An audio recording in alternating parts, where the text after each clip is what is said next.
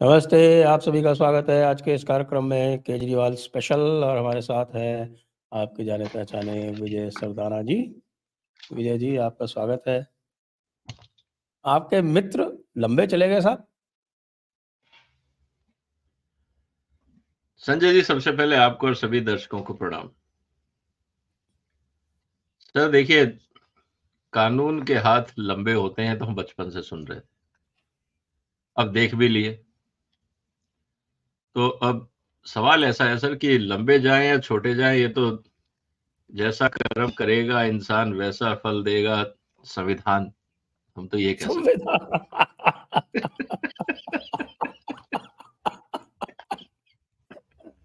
ये मार्केट में नया है। तो और संविधान कहता है सब बराबर है। तो अब वीआईपी ट्रीटमेंट जो कानून में किसी के लिए नहीं है, तो जो हो रहा है वो संविधान के हिसाब से हो रहा है सर। हाँ, लेकिन आज तो इकोसिस्टम वाले बहुत रो रहे थे कि देखिए साहब, ये जो है ये हर बार इसी बेंच को क्यों देते हैं सारे ईडी के केसेस। ये बेंच जो है ये किसी को रिलीफ नहीं देती। इसने हेमंत सोरेन को रिलीफ नहीं दिया, इसने के कविता को नहीं दिया। तो इसलिए जो है वो भाई लोगों ने उससे विड्रॉ ही कर लिया कि साहब जो है विड्रॉ ही कर लो तो बेटर है। चांस बना रहेगा, नहीं तो जाएंगे 6 महीने के लिए सीधे सीधे। सर इसमें तो फिर बहुत गंभीर आरोप है। इसका मतलब जुडिशरी पे ऑपोजिशन आरोप ये लगा रहा है कि हमें आप फोरम शॉपिंग करने दें और हमें इधर उधर भागने दें और देखें कि कंफर्टेबल कौन जजेस हैं जिनके आगे हमें रिलीफ मिलेगा। इसका मतलब लोग ये कहना चाह रहे हैं कि साहब जजेस, कुछ खास जजेस हैं जो कानून को वर्बेटिम फॉलो कर रहे हैं और कुछ जजेस हैं जो कानून को फॉलो नहीं कर रहे, वो मनमर्जी कर रहे हैं। क्या ये कहना चाह रहे हैं? अगर ये आरोप है जजेस पे तो जुडिशरी को जी नहीं, देखिए तो वो तो ऐसा है साहब कि odd day judiciary is great और it speaks truth to power. Even day judiciary is compromised. ये odd day even day, odd day even day चलता रहता है इनका। हाँ, तो ये तो सर मैं कह रहा हूं ना कि ये बात तो अब कंटेम्प्ट ऑफ कोर्ट है कि आप फिर जुडिशरी से पूछिए। सवाल अब जुडिशरी पे खड़ा हो रहा है, सवाल अब ईडी का नहीं है। अब तो सवाल जो अपोजिशन है और केजरीवाल की टीम है वो तो जुडिशरी पे खड़ा कर रही है कि साहब जुडिशरी हमारे हिसाब से काम नहीं कर रही, इसलिए जुडिशरी बायस्ड है। या फिर हमें ऐसे जजेस दीजिए जो हमारी सुने और हमारे हिसाब से फैसले करें, तब तो जुडिशरी ठीक है। अगर जुडिशरी कानून के हिसाब से चलती है तो जुडिशरी गलत है। क्या ये आज कपिल सिब्बल ने स्टेटमेंट दिया ना कि कविता वाले मामले में उन्होंने बेंच को कहा, कपिल सिब्बल का स्टेटमेंट पढ़ता हूं मैं। My lords, when the history of this court will be written, this will not be in gold. Justice Khanna ने जवाब क्या दिया? It's okay, we will see. We can't bypass statutory remedies merely because politician is involved. अब इसमें क्या गलत है क्या सही है, ये आप विवेचना करें। देखिए, जहां तक बात है, अब क्या हो रहा है ना सर कि बड़े वकील क्यों हायर किए जाते थे, आपको भी पता है कि बड़े वकील और खास वकील इसलिए हायर किए जाते थे कि इनकी पहुंच है, जजेस इनको देख के शायद कुछ घबरा जाएंगे, इनके कहे अनुसार चलेंगे, इसीलिए इनका भाव चलता था। घबराने की बात कम है साहब, सही बात तो ये है। आप तो वहीं बैठे हैं, सुप्रीम कोर्ट जाते रहते हैं, आपको भी पता है कि फिक्सिंग होती है और किस तरह से इन लोगों को ओबलाइज किया जाता है कॉन्फ्रेंसेस इत्यादि में बुला के, विदेशी कॉन्फ्रेंसेस ऑर्गेनाइज करा के और सब करके, इनके जो वार्ड्स होते हैं उनको बड़े चेंबर में एम्प्लॉय करके, ये सारे कार्य होते हैं साहब, आप तो जानते हैं अच्छी तरह से। ये होता है, इसलिए बड़े वकीलों के चंगुल में रहते हैं ये लोग। इसीलिए जिनके बच्चे जो हैं वो सुप्रीम कोर्ट में प्रैक्टिस नहीं करते हैं, बल्कि ये तो बार होनी चाहिए कि सुप्रीम कोर्ट के वकील का कोई भी बच्चा जो है वो दिल्ली हाई कोर्ट तो सुप्रीम कोर्ट में प्रैक्टिस नहीं करेगा जजेस का। पर वो तो ऑलरेडी है सर। हाँ, वो तो है, वो तो कोड ऑफ कंडक्ट में है। अरे सर, वो सब्बरवाल के लड़के क्या करते थे, भूल गए आप? नहीं, उसके बाद तो हुआ ना सर। अभी एक नए सुप्रीम कोर्ट के जज बने हैं, उनके बच्चे अब सुप्रीम कोर्ट में अपीयर नहीं होते हैं। क्योंकि कहने का मतलब बहुत सिंपल है सर कि देखिए, ये बात तो सही है, कोड ऑफ कंडक्ट लागू होना चाहिए। अभी दो इसमें अमेरिकन सुप्रीम कोर्ट ने जजेस के लिए कोड ऑफ कंडक्ट अभी जारी किया है करीब 2 साल पहले। उससे पहले एक Bangalore declaration of code of conduct on जजेस है, वो भारत में यूएन के तहत उस पर पूरी चर्चा हुई, उसका नाम ही बेंगलोर डिक्लेरेशन। लेकिन दुनिया वो 1998 में जारी हुआ था और 54 कंट्रीज ने अडॉप्ट किया है, भारत ने नहीं किया। भारत की जुडिशरी कोड ऑफ कंडक्ट में विश्वास नहीं करती है क्या? अब सवाल ये है। फिर इन्होंने कहा कि साहब कोड ऑफ कंडक्ट हमारा अपना है। अरे भाई, जब आपके पास एक इंटरनेशनल नॉर्म है, आप दुनिया में ट्रांसपेरेंट, जैसे ईडी है या पीएमएलए है, पीएमएलए से लोग क्यों परेशान है? क्योंकि पीएमएलए अंतरराष्ट्रीय स्टैंडर्ड्स के हिसाब से उसको काम करना जरूरी है, नहीं तो भारत को एफएटीएफ में ग्रे लिस्ट में कर देंगे। करेक्ट। अब अगर आप इंटरनेशनल गाइडलाइंस को फॉलो करते हैं तो आपको स्ट्रिक्ट होना पड़ेगा, क्योंकि वहां तो कोई नहीं देखेगा कि आप केजरीवाल हैं या आप राहुल गांधी हैं या आप सबिल साहब हैं या आपके वकील कौन है। वहां तो चलेगा नहीं, वहां तो बिल्कुल ऑब्जेक्टिव असेसमेंट है, इसीलिए ये परेशान है। तो अगर आज इंटरनेशनल कोड ऑफ कंडक्ट है जजेस के लिए, हम अडॉप्ट कर लेना, सारी कंट्रोवर्सीज खत्म हो जाएंगी। इसीलिए इसी तरह से ओईसीडी का एक कन्फ्लिक्ट ऑफ इंटरेस्ट पे एक बहुत अच्छी गाइडलाइन है, आप पूरे हिंदुस्तान में उसको अडॉप्ट कर लीजिए। आपकी सारी पॉलिसी मेकिंग और जो बार बार आरोप लगता है कन्फ्लिक्ट बिटवीन पॉलिसी मेकर्स और connivance between policy makers, oblique judiciary, oblique industry, oblique politicians, whatever, तो ये भी अपने आप एड्रेस हो जाएगा, क्योंकि उसमें बहुत क्लियर गाइडलाइंस है। तो सारे टूल्स एंड ऑप्शंस अवेलेबल हैं अगर हम अपने सिस्टम को सुधारना चाहते हैं। लेकिन सवाल ये है कि क्या हम सुधारना चाहते हैं? अब सवाल बहुत सिंपल आ रहा है सर, जो सामने बार बार आ रहा है कि साहब सिटिंग चीफ मिनिस्टर को पहली बार अरेस्ट किया गया, तो भाई आज से पहले भी जो सिटिंग चीफ मिनिस्टर थे, अगर वो करप्शन करते थे और आप उन पे कार्रवाई नहीं करते थे, तो क्या वो अच्छा ट्रेंड था या अब अच्छा ट्रेंड है? मैं इसको थोड़ा सा सुधारूंगा। ये जो बात जो कही जा रही है ना, ये इसमें बहुत भारी हिपोक्रेसी है। पहले जब सिटिंग चीफ मिनिस्टर की अरेस्ट की बात आती थी तो सिटिंग चीफ मिनिस्टर रिजाइन कर दिया करते थे। जैसे जयललिता को जब अरेस्ट किया था तो जयललिता ने अरेस्ट से पहले रिजाइन कर दिया था। या हेमंत सोरेन को भी जब अरेस्ट किया था तो हेमंत सोरेन ने कहा था कि भाई मैं रिजाइन कर रहा हूँ, मुझको ले चलो, मैं आपके साथ चलता हूँ, मुझको आप ले चलें गवर्नर के पास, मैं अपना रेजिग्नेशन वहाँ दे दूंगा, उसके बाद आप मुझे अरेस्ट कर लेना। इसलिए कहते हैं कि पहला सिटिंग चीफ मिनिस्टर है। अब भाई जो है हमारा भाई केजरीवाल भाई, तो केजरीवाल भाई को अब 6 दिन का रिमांड दे दिया गया है, 28 तारीख तक का रिमांड दे दिया गया उनको, और जेल मैनुअल के हिसाब से चलेगा, ये भी स्पष्ट कर दिया दिल्ली सरकार की ओर से, जो भी सक्षम पदाधिकारी हैं। तो अब आप तो मुझे ये बताइए कि केजरीवाल जी की सरकार जो है वो एक केजरीवाल जी ही चलाएंगे या कोई और चलाएगा? देखिए, मुझे तो ये लगता है कि एक कॉन्स्टिट्यूशनल चैलेंज है, कोर्ट्स के सामने भी और राष्ट्रपति महोदय के साथ भी।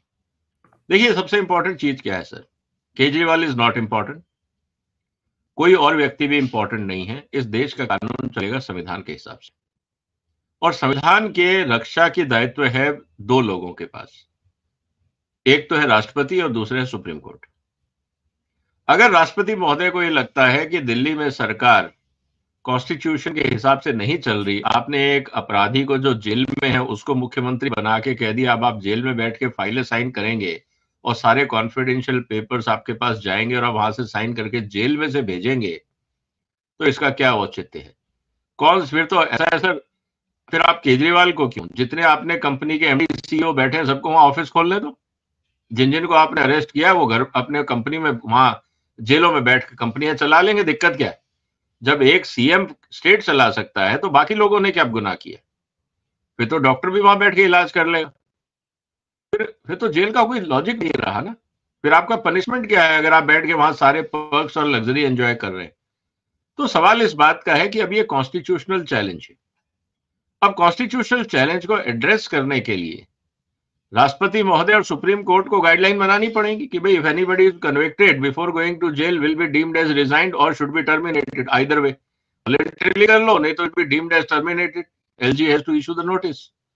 और अगर ये वॉलंटरीली नहीं करते हैं तो मुझे लगता है एलजी साहब को प्रेसिडेंट को एक चिट्ठी भेज देनी चाहिए कि दिल्ली के अंदर कोई सीएम नहीं है, जो सीएम था उसने रिजाइन नहीं किया, वो जेल में है, दिल्ली की व्यवस्था कैसे चलेगी हमें नहीं पता, और दिल्ली की आम आदमी पार्टी अपना कोई नया नेता चुनने में असमर्थ है।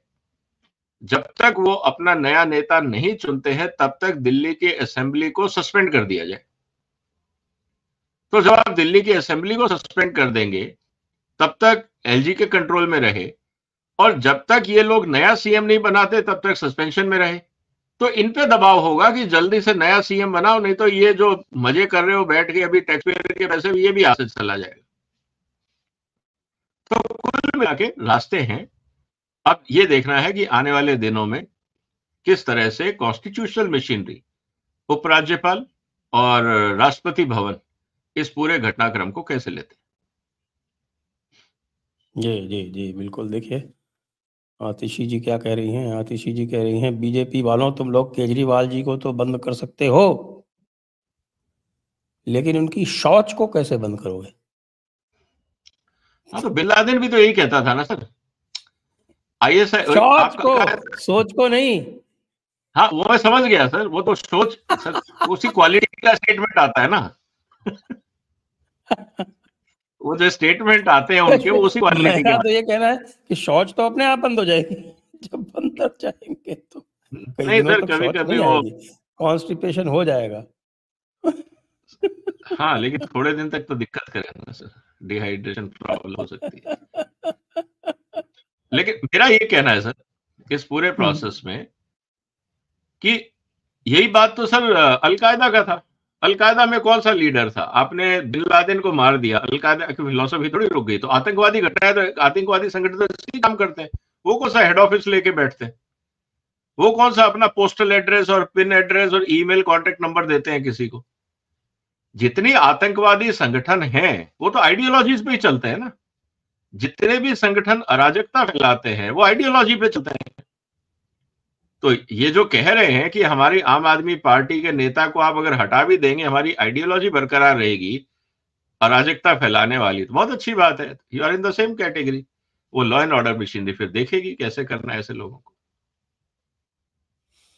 ये बताएं कि अब इस आम आदमी पार्टी का भविष्य आप क्या देखते हैं? सर आम आदमी पार्टी का भविष्य मुझे थोड़ा सा ये लग रहा है कि ये जो नेशनल पार्टी तो अब नहीं रहेगी। अब फॉर एग्जाम्पल मेरा ये असेसमेंट है कि आम आदमी पार्टी को पंजाब ग्रुप को अलग कर देना चाहिए, अपना ईमानदारी से वहां बैठ के राज्य चलाएं, जनता की सेवा करें, आलतू फालतू के एनर्जी और टाइम वेस्ट ना करें बेकार की नेतागिरी में, क्योंकि इनके नेता करप्शन के चार्ज में बंद हुए हैं और कोई महान काम इन्होंने नहीं किया है। और अन्ना हजारे ने तो बोल ही दिया ना आज कि जब हमने अनशन किया था तो ये शराब के खिलाफ बोलता था, जब ये कुर्सी पे बैठा है तो शराब की कानून बना रहा है, उसकी वजह रिश्वत खा रहा है। तो कर्म तो ऐसे ही किए हैं। तो मुझे लगता है आम आदमी पार्टी को पंजाब को, गुजरात को अपने आप को एज ए आम आदमी पार्टी गुजरात, आम आदमी पार्टी पंजाब के नाम से रजिस्टर करवा लेना चाहिए, अपना बेस वहां बढ़ाए। दिल्ली की तरफ देखेंगे तो कुछ मिलने वाला नहीं है आपको। दिल्ली के कुकर्मों को जस्टिफाई करने के लिए अपने लोगों के बीच में बाधित होना पड़ेगा। तो कम से कम इस अपमानजनक स्थिति से तो बदले। और फिर अगर आपने अच्छा काम किया है, लोग आपको पसंद करते हैं, तो आप जैसे बाकी नए गुट बहुत खड़े होते हैं, आप भी एक अपनी ईमानदारी से छवि बनाइए और जनता आपका साथ देगी। दिल्ली में तो जनता ने इसलिए साथ दिया था कि आप लोग ईमानदारी से काम करेंगे, लेकिन ईमानदारी के नाम पे जो दिल्ली की जनता और देश की जनता के साथ जो छलावा हुआ है और जिसके एविडेंस सुप्रीम कोर्ट और हाई कोर्ट में सबके सामने आ गए हैं, तो वहां तो कोई औचित्य बनता नहीं है। तो मुझे लगता है कि जो रीजनल ग्रुप्स हैं, या आम आदमी पार्टी माइनस दिल्ली, या दिल्ली के अंदर बाकी जो राज्यों के नेता हैं, चाहे वो भगवंत मान है, इसी तरह गुजरात है, गोवा है, जहां भी इनके बेस है, और जो इनके राज्यसभा मेंबर्स हैं, मुझे लगता है उनके नेताओं, राज्यसभा और लोकसभा के जो भी मेंबर हैं, उनको एक साथ बैठ के ये रणनीति बनानी चाहिए कि who is the alternative Kejriwal. क्योंकि देखिए अब अगर ये प्रूफ आ गया, अब कविता ने बोल दिया कि ये सब घपले हुए हैं, डिजिटल फुटप्रिंट्स हैं, तो ये अगले 10 साल चुनाव नहीं लड़ सकते, क्योंकि कम से कम सजा 3 साल की, करप्शन के केस में ईडी के मुद्दों पे लेके, मनी लॉन्ड्रिंग के मुद्दों पे लेके 3-4 साल तो इनके जेल में निकलेंगे। जब भी मनी ये बाहर लॉन्ड्रिंग में तो निकलेंगे, मनी लॉन्ड्रिंग में तो 7 साल की सजा है मिनिमम। मैं वही कह रहा हूं ना सर कि कम से कम तो आपको करप्शन में 3 साल, उसके बाद मनी लॉन्ड्रिंग के केस आप जोड़ दीजिए। अगर मान लीजिए किसी भी रूप में अगर इनको 3 साल की सजा हो जाती है, मैं मिनिमम साइड लेके चल रहा हूं, जेल से निकलने के बाद 6 साल आप चुनाव नहीं लड़ सकते। तो मतलब 9 साल, 9 साल का मतलब ये हो गया कि 2 चुनाव, चाहे विधानसभा हो या पार्लियामेंट्री इलेक्शन हो, आप 2 चुनावों से सक्सेसिवली बाहर रहेंगे। सर, हिंदुस्तान की राजनीति में लोग 6 महीने बाद किसी को नहीं पूछते, तो 10 साल की बात कर रहे हैं। तो ये मुझे लगता है कि इनका पॉलिटिकल कैरियर अब खत्म है। ये बाहर बैठ के एक काम कर सकते हैं, आम आदमी पार्टी वाले एक मार्गदर्शक मंडल बनाएं और जो जो इनके नेता जेल जाते हैं उन सबको उसमें ट्रांसफर करते जाए, तो मार्गदर्शक मंडल बन जाएगा। बाकी जो बचे हुए लोग हैं वो अपनी सरकार चलाएं, सत्ता चलाएं, तब तो इस पार्टी का भविष्य कुछ दिखता है। अगर ये जेल गए हुए नेताओं के आगे पीछे घूमते रहेंगे, समाज में इनकी इतनी दुर्गति होगी, ये जब भी समाज में जाएंगे, इनके नेता, इनके कार्यकर्ता, इनके फील्ड वर्कर्स, इनको जवाब देना मुश्किल होगा। तो दैट विल बी एम्बेरेसिंग, तो पार्टी खत्म हो जाएगी। तो इनको सीरियसली सोचना पड़ेगा। हाँ, आप बात बिल्कुल सही कह रहे हैं। बल्कि इसमें ये भी हो सकता है कि भाई आम आदमी पार्टी, लेकिन वो आम आदमी पार्टी को इतना बौना कर दिया गया है, कोई भी जो थोड़ा सा भी जिसके किसी के प्रकार का हैसियत थी, ऐसे तो हर व्यक्ति को बाहर कर दिया गया है। तो इस समय पार्टी में कोई कॉल लेने वाला है नहीं। भगवंत मान कॉल ले सकता है ये कि हाँ ठीक है, केजरीवाल को पार्टी से सस्पेंड किया जाता है। पार्टी से सस्पेंड कर दो, पार्टी चलाओ। नहीं, वही वही सीधी सी बात है कि जब तक केजरीवाल साहब कानूनी रूप से बरी नहीं हो जाते, तब तक वो पार्टी के कार्य में हस्तक्षेप ना करें। बस इतना करना है। चाहे सस्पेंड करें या ना करें, एक मैसेज तो चला गया कि आप उछल कूद ना करें, आराम से बैठे सरकारी मेहमान बन के और कुछ किताब विताब पढ़े, गीता वीता पढ़े, क्योंकि मनीष सिसोदिया भी किताब लेके गए थे अपने साथ जेल में। अब वो पढ़ी या नहीं पढ़ी वो बाद की बात है। कम से कम अंदर बैठ के लूडो चेस तो खेल ही सकते हैं ना, तो इतना काम तो हो ही सकता है। देखिए, बड़े बड़े लोग अप्रूवर बन के, हो सकता है मनीष सिसोदिया भी अप्रूवर बन जाए बचने के लिए, क्या है दिक्कत? सर, वो बनेंगे नहीं, कारण मैंने शुरू से मैं कह रहा हूं, अगर आपने मेरे स्टेटमेंट्स और वीडियोस को फॉलो किया और दर्शक करते हैं, मैंने एक बात बहुत क्लियर कही थी, दिल्ली का गुट नहीं टूटेगा।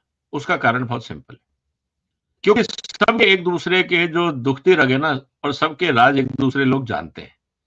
और मैं फिर कह रहा हूं, उसका कारण यह है कि जितना पैसा इकट्ठा हुआ है आम आदमी पार्टी में, चंदे के नाम पे, करप्शन के नाम पे, जिस भी नाम से आप कहें, सारा पार्टी में नहीं गया है। सबने उस पैसे की बंदर बांट भी करी है और सबको पता है किसने क्या किया है। तो अगर मनीष सिसोदिया टूटेगा तो केजरीवाल कहेगा भैया तू कौन सा दूध का धुला है। तो ये क्रैप गेम शुरू हो जाएगा, ये कलेक्टिवली एक दूसरे को लेके डूबेंगे।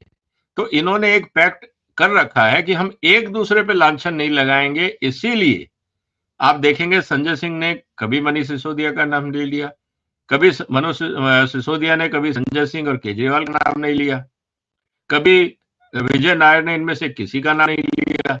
बाहर बैठ के, अंदर बैठ के एक दूसरे की तारीफ करते रहे, क्योंकि इनको पता है कि अगर इनमें से एक भी टूटा ये सब डूब जाएंगे। तो ये गुट था। मैं इसी बात को कह रहा था कि ये तो आपस में दिल्ली में बैठ के क्लोज कोर्ट ही बन गई, लेकिन जो साउथ गुट है उनका इनसे कोई इमोशनल अटैचमेंट नहीं है, वो प्योर व्यापारी लोग हैं। और जैसे ही कविता की अरेस्ट हुई, उसी दिन अगर आप मेरा वीडियो देखें, मैंने लिखा था कि सिसोदिया और केजरीवाल की गर्दन अब अपना कविता के हाथ में, क्योंकि कविता को इससे कोई लेना देना नहीं है। कविता अपने जिंदगी, अपने परिवार को केजरीवाल के लिए क्यों बर्बाद करेगी सर, बताइए आप मुझे। तो वो तो कह देगी ठीक है सर, ये घपला हुआ था, मुझे पता है और मैं विटनेस बनती हूं, मैं ये सारे इसको यहां ऐसे इस आदमी ने इतने इतने पैसे यहां दिए थे, छुट्टी करो मेरी। अब उसने 7 दिन के अंदर सारी चिट्ठियां खोल के रख देनी है। उसके बाद कोर्ट में जाएंगे, वो कहेंगे साहब Kavita has helped us in investigation, money trail establish हो गई है और कविता को हम चाहते हैं कि अब जो भी मिनिमम सजा हो आप दे दें, क्योंकि अब कविता क्या डैमेज कर लेगी सर। कविता के फादर अपना पॉलिटिकल कैरियर बनाएंगे, ये वहां चली जाएंगी वापस अपने परिवार में, 6-7 महीने का कूलिंग ऑफ पीरियड होगा, she will be back in action.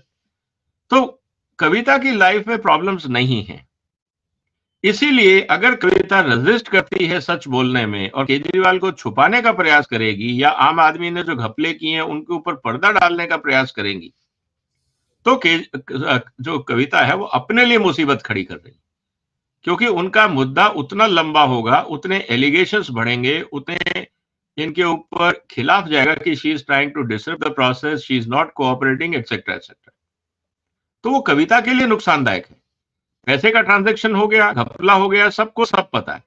अब जबरदस्ती उसको डिनाई करने का कोई औचित्य नहीं है। अब तो बेहतर है एक्सेप्ट बनो, कंसेंट में जो भी आपको 164 के तहत आपको जो भी बयान देने मजिस्ट्रेट के सामने जमा करवाइए, जो आपके पास एविडेंस दीजिए, कोर्ट में अपील करिए, साहब जो मेरे पास था मैंने सब दे दिया, अब मुझे बेल पे घर जाने दो, मैं ना एविडेंस डिस्ट्रॉय कर पाऊंगी, मैं रहती हूँ हैदराबाद, सारे एविडेंसेस हैं दिल्ली, मैं वहां से दिल्ली नहीं आऊंगी, ये मैं अंडरटेकिंग आपको दे देती हूँ, मुझे कोई लेना देना नहीं है, आप ट्रायल करिए, अगर मैं एक्यूज पाई गई बाद में तो जो मेरे को आप सजा देंगे मंजूर है।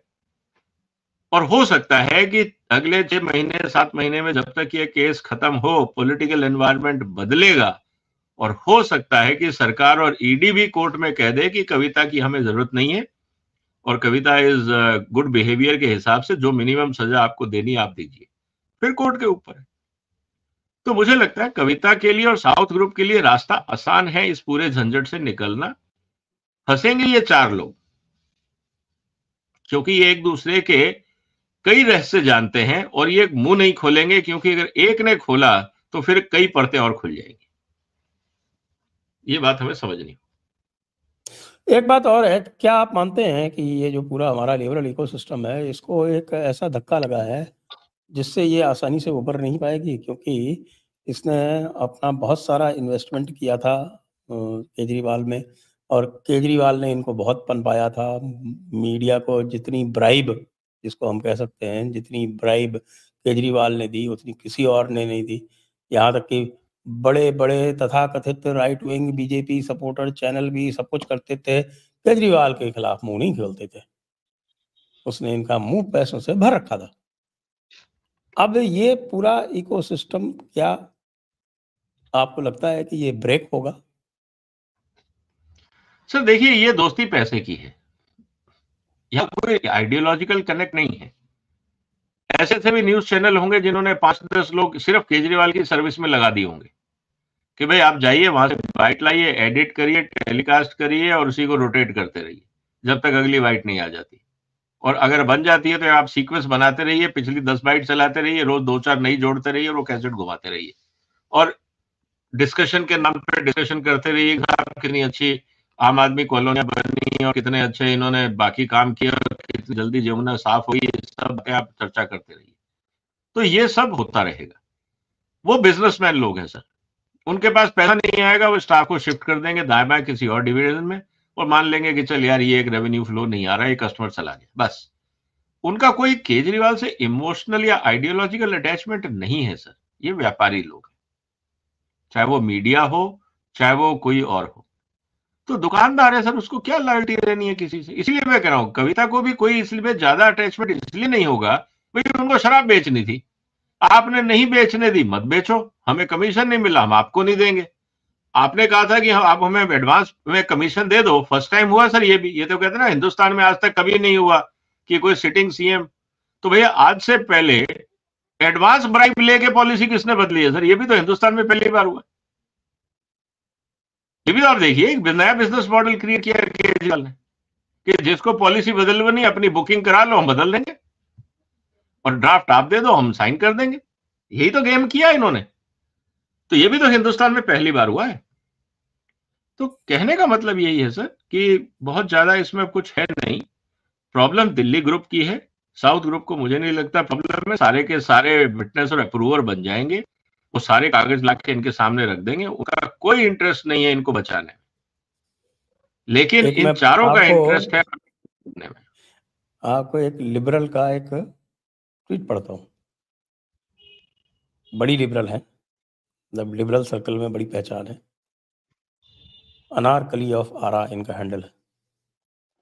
पूरी दिल्ली में एकदम सन्नाटा है। मेरी बात बिल्कुल सटीक साबित हुई कितना भी बड़का आईटी सेल बना लो, राजनीति जमीन से ही होती है। आम आदमी पार्टी अपना सारा जन समर्थन खो चुकी है। 60 से अधिक विधायक हैं। अगर एक एक विधायक भी अब तक 5-5 हजार लोग भी ले आते तो अब तक 3 लाख लोग पीएमओ घेर लिए होते। फिर कौन मोदी, कौन ईडी में कुछ भी करने का दम था क्या? फिर ये एग्जाम्पल देते हैं कि साहब कि किस तरह से बिहार में जनता जो है वो तेजस्वी यादव के समर्थक पूरी रात सड़क पर आ गए थे। हालांकि वो सरकार चली गई, वो बात अलग है, लेकिन पूरा प्रतिरोध किया। यहाँ तो कहीं प्रतिरोध भी नहीं दिखाई पड़ रहा है। तो इसका मतलब अच्छा, ये सारा का सारा रेत का महल था। हाँ हाँ सर, ये खुद का बनाया हुआ है ना। खुद ही आपने अपने आप को महात्मा गांधी बता दिया, खुद ही आपने अपने आप को भगत सिंह बता दिया, खुद ही आपने अब कह दिया मैं दुनिया का सबसे ईमानदार आदमी हूं, खुद ही बोल दिया कि मेरे ऊपर कोई आरोप नहीं है, खुद ही बोल दिया कि ईडी के समन सारे गैर कानूनी हैं, खुद ही बता दिया ईडी की जरूरत नहीं है इस देश में, खुद ही बोल दिया कि सुप्रीम कोर्ट के जजेस को पता ही नहीं काम कैसे करना है। तो ये तो सर सर्वज्ञाता लोग हैं, इनको अपने अलावा सब खराब दिखता है। और जहां तक बात है सर इनके एमएलए एमपी की, मैंने यही तो बोला ना सर कि आज मैं भी दिल्ली में ही हूं ना सर, मैंने तो किसी एमएलए को नहीं देखा। मैं इनके बहुत सारे लोगों को जानता हूं, पर्सनली जानता हूं, मेरे बड़े अच्छे दोस्त हैं, अच्छे लोग हैं, लेकिन किसी ने नहीं कहा कि यार ये गलत हो रहा है। एक बात और बताइए ना सर, इनके पास 7-8 इस समय राज्यसभा में एमपी है, किसी का स्टेटमेंट सुना आपने? इनके एमपी, सिटिंग एमपी, किसी का स्टेटमेंट सुना आपने? क्योंकि वो सब बिजनेसमैन है, वो टिकटें बेची खरीदी गई हैं, उनका आइडियोलॉजी से कोई अटैचमेंट नहीं है। उनको कौन जानता आम आदमी पार्टी में नॉमिनेशन से एक दिन पहले तक? कोई नहीं। नॉमिनेशन के बाद आज भी मुझे नहीं पता आम आदमी पार्टी के लोग जानते होंगे कि इनके राज्यसभा एमपी कौन है, मुझे नहीं पता। आप वोटिंग करा लीजिए, 95% 99% लोग फेल हो जाएंगे। क्योंकि ये जो आम आदमी पार्टी है ये सिर्फ ट्रांजैक्शनल रिलेशन में विश्वास करती है कि देखिए हमें चाहिए कुर्सी, हमें चाहिए जनता का टैक्स पेयर के पैसे पे कब्जा, ताकि हम अपनी जिंदगी शीश महल में मजे से निकाल लें। बाकी हमें क्या लेना देना है जनता से? जनता को चाहिए लॉलीपॉप, वो हम दे देंगे टैक्स पेयर के पैसे से, बिजली फ्री, पानी फ्री। एक गुट ऐसा है जो मोदी को कभी जिंदगी में वोट नहीं करेगा, मुस्लिम गुट, तो वो पास आने ही आना है, क्योंकि कांग्रेस का तो धरातल ही खत्म हो गया है। तो वो बाय डिफॉल्ट उनकी मजबूरी है मुझे वोट देना। केजरीवाल जानता है इस बात, वो मोदी और बीजेपी को किसी हालत में वोट नहीं देंगे, चाहे वो कितने परेशान हो। उनकी मजबूरी है केजरीवाल को वोट देना। और बाद में फिर फ्री बिजली, फ्री पानी, झुग्गी झोपड़ी, रोहिंग्या, ये जो बसाए हुए लोग हैं, इनको क्या चाहिए? उनको चाहिए कि भाई एक आदमी ऐसा हो जो गारंटी देता रहे कि सब कुछ फ्री मिलता रहेगा, और ये उस चीज की गारंटी केजरीवाल दे ही रहा है। तो वो वोट इनको मिल गए, तो 30-40% ये वोट मिल गए। और हिंदुस्तान की राजनीति में जो बाकी सोते रहते हैं लोग, 60-70%, जो अपने मताधिकार का इस्तेमाल नहीं करते, वो सिर्फ ड्राइंग रूम में बैठ के रोते रहते हैं कि यार ये क्या हो रहा है, तो उनको कोई पूछता नहीं। इसलिए केजरीवाल की दुकान चलती रहती। सिंपल इक्वेशन है दिल्ली का। दिल्ली में केजरीवाल की गलती नहीं है। लेकिन कांग्रेसियों को क्या हुआ? वो क्यों जाके पहले जिन्होंने खुद कंप्लेंट की, इनके अनिल चौधरी जो इनके अध्यक्ष थे, उन्होंने खुद ने पुलिस कंप्लेंट की, और अब जाके कह रहे हैं कि खुद डिमांड करते थे कि केजरीवाल को अरेस्ट क्यों नहीं कर रही है बीजेपी। कई बार तो ये इंसिनुएट करते थे कि भाई बीजेपी केजरीवाल में कोई समझौता है, कि आम आदमी पार्टी जो है हर जगह कांग्रेस को डैमेज करने का काम करती है। और आज जो है उसी संदीप दीक्षित को और उन्हीं को सबको जो पानी पी पी कर गाली देते थे केजरीवाल को, उन्हीं को भेज रहे हैं उनके समर्थन में। इनके क्या बुद्धि मारी गई है बिल्कुल ही। सर ये मजबूरी की राजनीति है, इसीलिए कांग्रेस खत्म हो गई ना सर, इनका कोई स्टैंड नहीं है। अब इनको ये खुद ही समझ में नहीं आ रहा क्या करें। राहुल गांधी क्या बोलेंगे, खड़गे साहब क्या बोलेंगे, मैडम सोनिया गांधी क्या बोलेंगी, दिल्ली के प्रदेश अध्यक्ष क्या बोलेंगे, जनता क्या बोलेगी, वोटर क्या बोलेगा, इनका अपना कैडर क्या बोलेगा, इनको कोई मतलब नहीं है। इनको तो सिर्फ राहुल गांधी के ने कहा होगा कि जाओ तो पहुंच गए। प्रॉब्लम ये है कांग्रेस की, ना लीडरशिप है ना समझ है, सिर्फ they are surviving with legacy, कि वे पुरानी पार्टी है, कुछ लोग जानते हैं, अटैचमेंट है। और दूसरी बात, ये बात भी सही है, डेमोक्रेसी में 100% लोग बीजेपी के तो हो नहीं सकते। तो जो बचे हुए हैं वो कहाँ जाएंगे? या तो कांग्रेस में जाएंगे, आम आदमी में जाएंगे। जब से लोगों को लगा है कि यार कांग्रेस किसी काम की नहीं रही, वो आम आदमी में चले गए। कोई इसमें आइडियोलॉजिकल इशू नहीं है। यहां कहीं पे भी कोई ऐसा अपने इनकी, आप बता दीजिए ना सर, आम आदमी पार्टी की क्या आइडियोलॉजी? हम कट्टर ईमानदार हैं, हम कट्टर ईमानदार हैं करते करते उन्होंने 350 करोड़ खा लिए, अपना घर बना लिया। सुकेश की चिट्ठियों पे तो भी इन्वेस्टिगेशन बाकी है। 35 ईडी ने आरोप तो है। आज स्टेटमेंट 600 करोड़ का दिया है कोर्ट के अंदर। सर मैं वही कह रहा हूं, अभी तो निकलेंगे कई। मैं तो आपको बोल रहा हूं ना सर, आप देखते रहिएगा, अल्टीमेटली ये पता लगेगा कि पार्टी में तो आए 200-300 करोड़ रुपए, बाकी कहां गए। और मैं आज आपके माध्यम से मैं ईडी को कह रहा हूं कि भैया गोल्ड अकाउंट भी देख लेना, प्रॉपर्टी अकाउंट भी देख लेना, और भारत के बाहर भी प्रॉपर्टीज एसेट्स देख लेना। ये एजुकेटेड लोग हैं, इनको पता है कि दुनिया में कहां कहां कैसे कैसे इन्वेस्ट किया जाता है। तो ये आसान नहीं है ये चीजें अनकवर करना, बहुत टाइम लगेगा। और बहुत सारी चीजें तब समझ में आएंगी कि जब ये शीश महल छोड़ेंगे और फिर किस आलीशान से रहते हैं, तब आपको समझ में आएगा कि सोर्स ऑफ इनकम क्या है।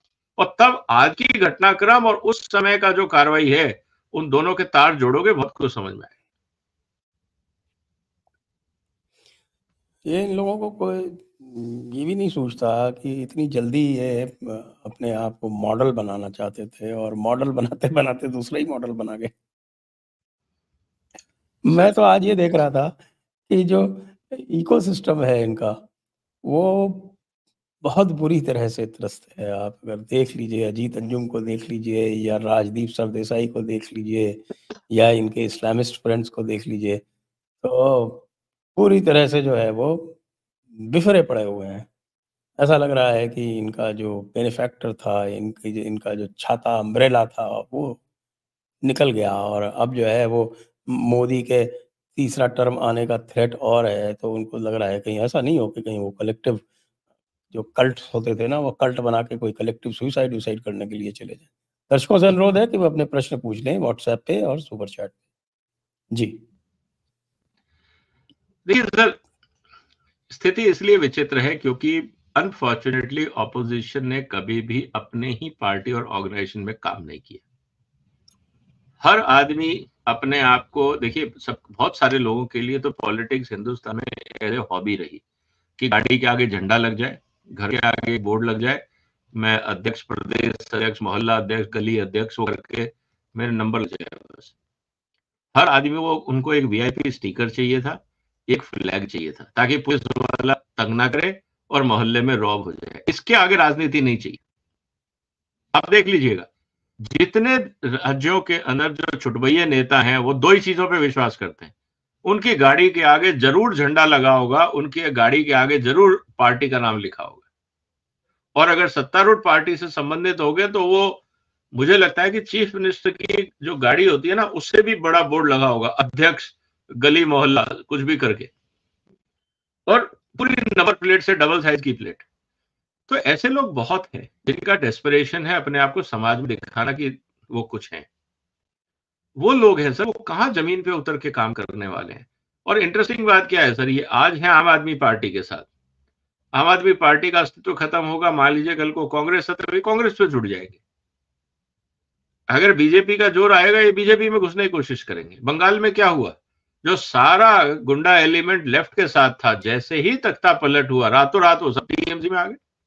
वहां की लोकल इंडस्ट्री से पूछ, लोकल लोगों से पूछ लो, कोई फर्क नहीं पड़ा उनको, क्योंकि जो एंटी सोशल एलिमेंट है उसका एक ही उसूल है कि उनको सत्ता के करीब रहना है। उनको इससे कोई मतलब नहीं है सत्ता में कौन है, ऑपोजिशन है, लेफ्ट है, राइट है, सेंटर है, मिडल है, उनको कोई लेना देना नहीं। हमें सत्ता के पास रहना ताकि हम अपनी दादागिरी कर सके, बस। तो ऐसे एलिमेंट है तो पार्टियां कहां टिकती हैं सर, तो यही मजबूरी है, देखिए, इसीलिए एक चीज जो और देखने को आ रही है, अभी जो मैंने आपको वो पढ़ा था, वही कि इनके कोई सपोर्ट ग्राउंड पे नहीं है। अब आप ये देखें कि ये वो व्यक्ति है जिसने असेंबली में कश्मीरी हिंदुओं का जम के उपहास किया था।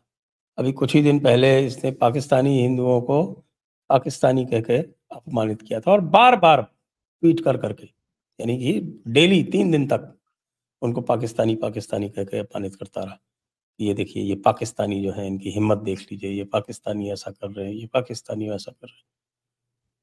तो इस व्यक्ति को क्या ये इतनी चतुराई से आया था, इसने लोगों को एक तरह से मेस्मराइज कर लिया। इसको बिल्कुल अनुमान नहीं है कि पब्लिक की जो सेंसिबिलिटीज हैं या पब्लिक की जो संवेदनाएं हैं वो कहाँ हैं। सर पता नहीं लोग क्यों इसको नेता मानते हैं, क्या कहते हैं मुझे नहीं पता। मेरा असेसमेंट एज ए पर्सन, अगर मैं इस व्यक्ति को एनालाइज करूं मेरा असेसमेंट डिफरेंट है। Highly ambitious, highly insecure, self centred, incompetent, ये असेसमेंट है मेरा इस व्यक्ति का। क्योंकि अगर आप इनकी जितनी हरकतें देखोगे वो इसी चीज को रिफ्लेक्ट करती हैं। जैसे अभी आपने उदाहरण दिया, आपको भारत सरकार ने एक निर्णय लिया सीए का, जस्टिफिकेशन दिया कि हम क्यों ले रहे हैं। आपके लिए कोई लेना देना नहीं था केंद्र सरकार और अंतरराष्ट्रीय मुद्दे में, रोल केंद्र का होता, राज्य का नहीं था। पाकिस्तानी हिंदूज अगर आए हैं, आपको ऐतराज क्यों है? अगर आपको ऐतराज है, आपको लॉ एंड ऑर्डर की प्रॉब्लम आ रही है, आप एलजी से बात करिए, गृह मंत्री को चिट्ठी लिख दीजिए कि सर ये प्रॉब्लम है, इसके बारे में आप सोच लीजिए। आप यहां बैठ के गाजा की बात कर सकते हो, आप यहां बैठ के रोहिंग्याज की बात कर सकते हो, लेकिन आप पाकिस्तान में प्रताड़ित जो लोग वहां से जान और इज्जत बचा के हिंदुस्तान आए हैं, आपको उनसे नफरत क्यों है? आप खालिस्तानियों का साथ दे सकते हो, लेकिन हिंदुओं का साथ देने में आपको शर्म आ रही।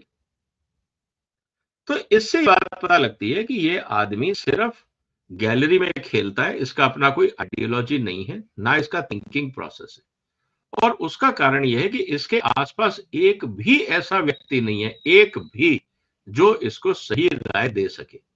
जितने लोग इसके आसपास हैं वो सब इसकी मेहरबानियों पर जिंदा है। आपको क्या लगता है इसी की में इतनी हिम्मत है कि वो जाके केजरीवाल को बोल देगी sir you are wrong on this point? या सौरभ में इतनी हिम्मत है जाके वो बोल दे कि you are wrong on this point?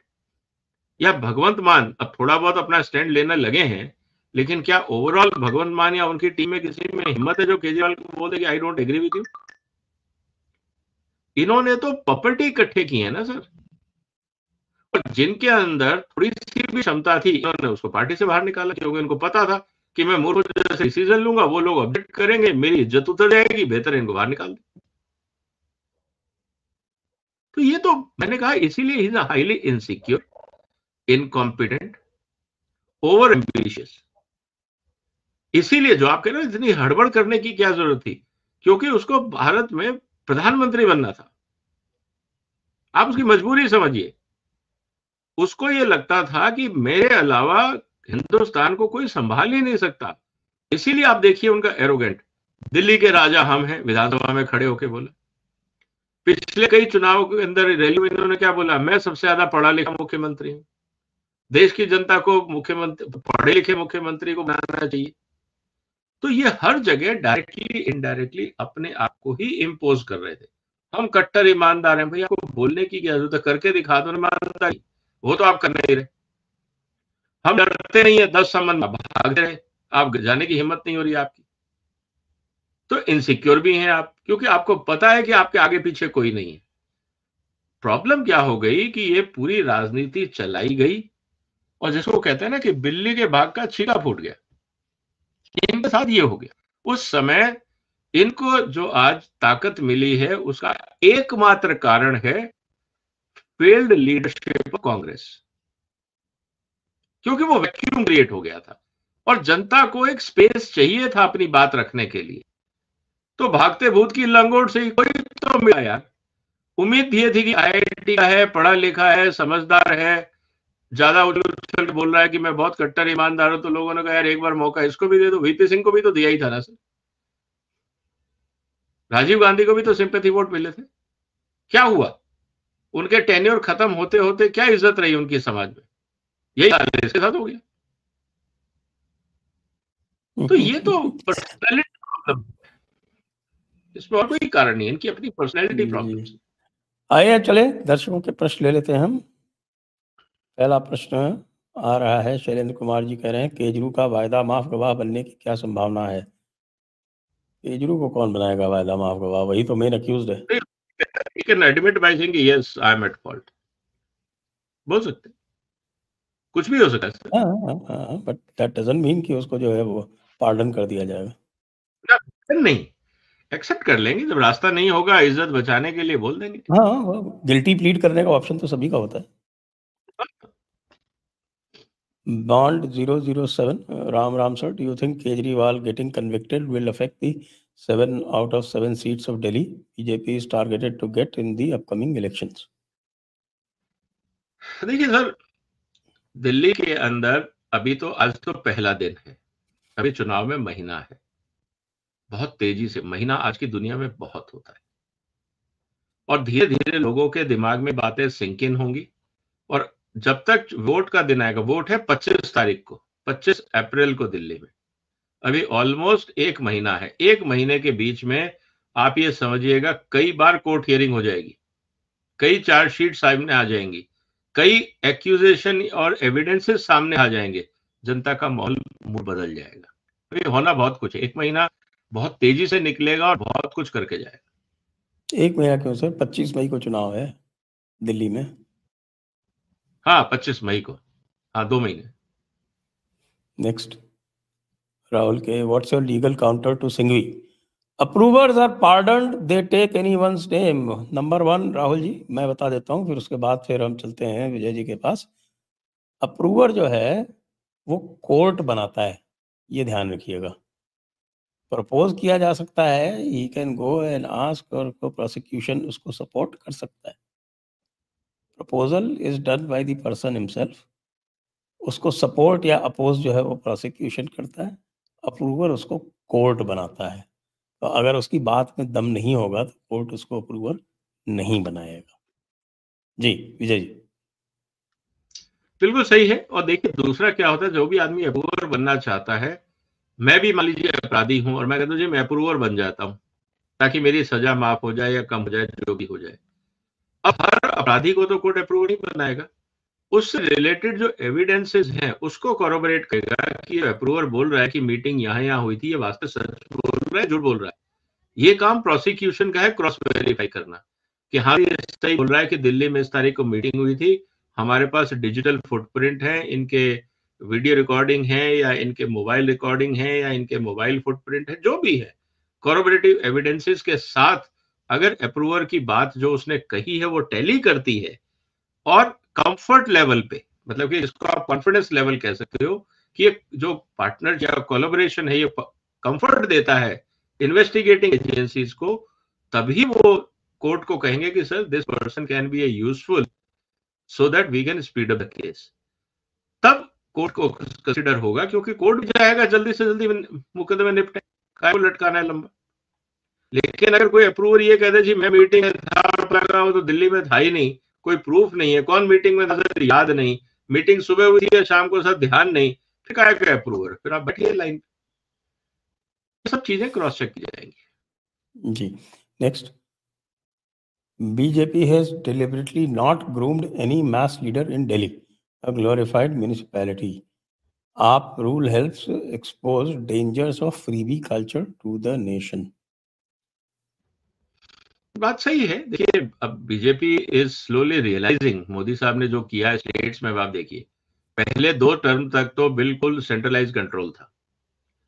अब जैसे नए सीएम बने हैं, चाहे मध्य प्रदेश में, राजस्थान में, बाकी जगह, and they are comparatively younger leaders, तो अब बीजेपी इस बात को समझ गई है कि देखिए अब हम हमेशा के लिए तो रहेंगे नहीं, अब मिस्टर मोदी कितना टाइम और रह लेंगे, या जेपी नड्डा या अमित शाह कितने समय, टॉप लीडरशिप के 20 लोग मान लेते हैं जो ऑलमोस्ट 70 के आसपास पहुंच रहे हैं या 65 के आसपास हैं या 60 के आगे हैं, नेक्स्ट लाइन कहां है, ये बात समझ में आ रही है उनको।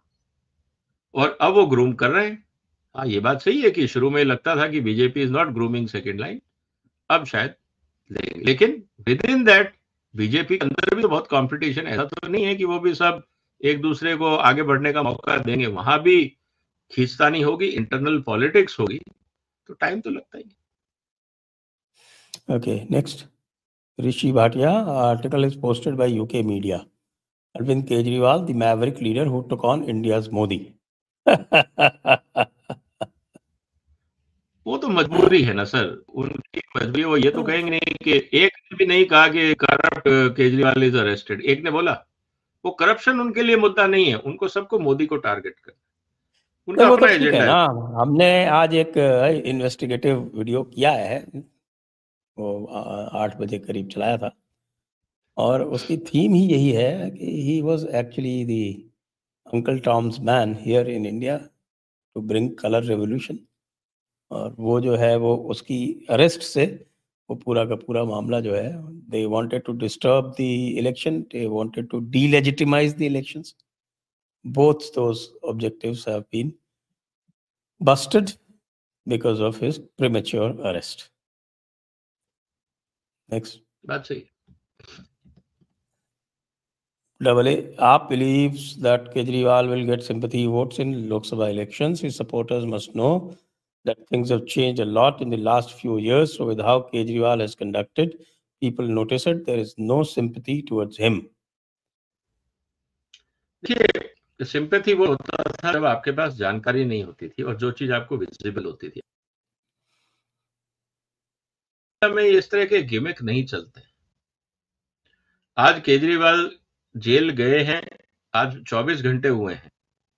24 घंटे में आप देख लीजिए सोशल मीडिया में कितना कंटेंट क्रिएट हो गया है। एक एक लाइन, एक एक बातें सुप्रीम कोर्ट के अंदर, हाई कोर्ट के अंदर, ट्रायल कोर्ट के अंदर, एक एक जो चर्चाएं हो रही हैं हर फ्रंट मीडिया के अंदर आ रही है। पहले प्रिंट मीडिया होता था, एक टीवी चैनल होता था, तो आप जो नैरेटिव क्रिएट करते थे जनता को मानना पड़ता था। अब कौन सुनता है? कौन सुनता है टीवी की बात या एडिटर्स की बात या न्यूज़पेपर्स की बात? हर आदमी अपने आप में चैनल है। आज आप और हम संजय जी बात कर रहे हैं, आप लोग रिएक्ट कर रहे हैं, अपने व्यूज रख रहे हैं। पहले कहाँ था ये freedom?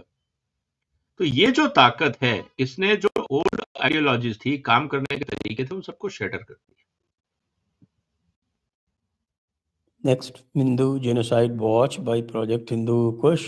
Educated guess how many Kejri type foreign intelligence stooges walking the corridors of power? How to spot a mole? अब देखिए साहब, केजरीवाल से बड़ा तो कोई मोल था नहीं, वो पकड़ा गया, तो अब बाकी सब जो है वो कुछ दिनों तक छुपे रहेंगे। नेक्स्ट। नहीं, बहुत है सर। देखिए, ऐसा है कि जिसको पैसा लेके ईमान बेचना हो, ऐसे लोग बहुत हैं। कितने ही पकड़े गए ना, देखो आपको न्यूज क्लिक वाले तो चाइना से ही फंड हो रहे थे। और बहुत है सर, कुछ छूटे हुए हैं, कुछ बाहर हैं। Vijay sir, you are right. AAP's RS member Sushil Gupta ji is my school's owner. He's a very nice man. He's a brilliant administrator. I'm surprised why he joined AAP. AAP needs his money more than him. बात करना sir, आपको देखिए, गुप्ता जी, सुशील गुप्ता जी, आप कह रहे हैं आई go with you. मैं नहीं जानता पर्सनली, लेकिन मैं आपकी बात को फेस वैल्यू पे लेता हूं टाइम भी, till otherwise it is proved. अब सवाल ये है कि गुप्ता जी बहुत अच्छे आदमी हैं, लेकिन एक एस्पिरेशन तो होता है ना यार, मेरा भी समाज में स्टेटस हो, पैसा कमा लिया, नाम कमा लिया, स्कूल बना लिए, सब अच्छी बात है। अब लगता है यार मैं भी एक राज्यसभा मेंबर बन रहा हूं, मेरे पास पैसा पड़ा है, करूंगा क्या उसका? एज इतनी हो गई, हो सकता है 5-7 बीमारियां हो, खाना भी पूरा ढंग से ना खाते हो, नींद भी पूरी नहीं होती हो, कुछ भी हो सकता है, फिजिकल चैलेंजेस भी हो सकते हैं। अब पैसा पड़ा है, क्या करूं? केजरीवाल को चाहिए तो या तू ले ले, बदले में क्या दे रहा होगा जी? राज्यसभा सीट, चल ठीक है, ओके बाय, हो गया काम। आपको मेरी जरूरत है, मुझे आपके सीट की जरूरत है, दोनों। तो यही तो ट्रांजेक्शन है। मैं इसीलिए कह रहा हूं ना, केजरीवाल के जितने रिलेशन है, दे ऑल आर ट्रांजेक्शनल्स, वहां कोई इमोशन नहीं है। आप इस बात को ध्यान रखिए, आदमी की पर्सनैलिटी को देखिए। ये आदमी यूज एंड थ्रो में विश्वास करता है। आपको यूज करेगा, फेंक देगा, निकल जाएगा आगे, उसका काम हो गया। और जहां इसको लगता है कि ये आदमी मेरे को गिरा सकता है, वो उससे दोस्ती कर लेगा। संजय सिंह जेल में है, उसके बाद भी राज्यसभा में मनोनीत किए हैं, नहीं करते तो मुश्किल हो जाती। अंग्रेज बता दीजिए कि जो आदमी ये कहता था कि अगर आपका नाम भी आ जाए तो आप रिजाइन कर दीजिए, इन्वेस्टिगेशन बाद में होगा, कन्विक्टेड जेल्ड पर्सन को आप रीनॉमिनेट कर रहे हैं राज्यसभा में। आपको क्या लगता है आम आदमी पार्टी में लोग हैं या नहीं है? कॉम्पिटेंट लोग बचे या नहीं बचे? सवाल इस बात का है। इसका मतलब यह है कि आम आदमी पार्टी में कोई बचा ही नहीं जिनको ये काबिल समझते हो और राज्यसभा भेज सकते। Okay, last question. सिब्बल परेशान कि नेता इतनी जल्दी अप्रूवर बन रहे हैं, बन तो रहे हैं और उनका धंधा चौपट हो रहा है। कोई बात नहीं, जमाना ऐसा ही है। इसी के साथ आज का कार्यक्रम हम यहीं पर समाप्त करेंगे। आप सभी दर्शकों को बहुत बहुत धन्यवाद। विजय जी को बहुत बहुत धन्यवाद। जय हिंद, जय भारत, वंदे मातरम। वंदे मातरम सर।